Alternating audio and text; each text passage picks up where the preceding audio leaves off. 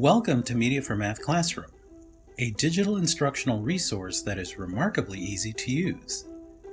In this video, we show you how to assign and manage instructional modules. To learn the basics of Media4Math Classroom, see our overview video. As a reminder, all modules that you purchase are found in the My Library section of the site.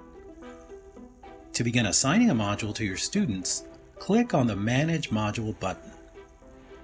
To assign a module, you first need to create a group. For example, let's say that you're going to assign this module to your first period algebra class. Click on Create New Group, give your group a name as shown here.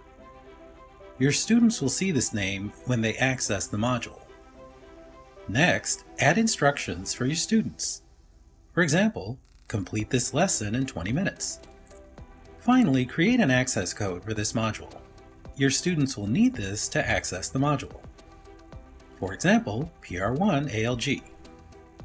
Save your new group and you will return to a screen that shows your new group with the Actions button. You've now created a group for assigning your module. The next step is to assign the module to this group.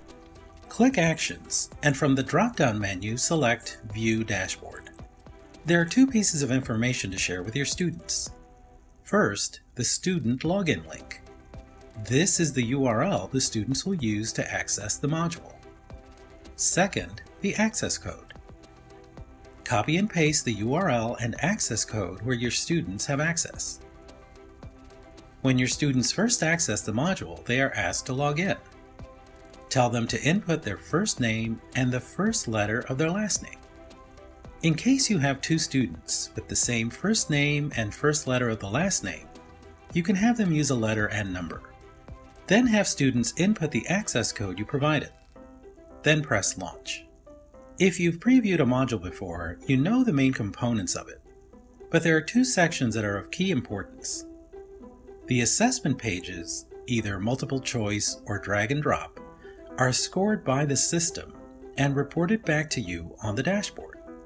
Make sure that students submit their responses for each of these types of assessment items. If they don't submit their answers, they will get a score of 0 for the item. On the final page of the module, make sure students press the Complete Activity button. When they do so, they will see their score for the module.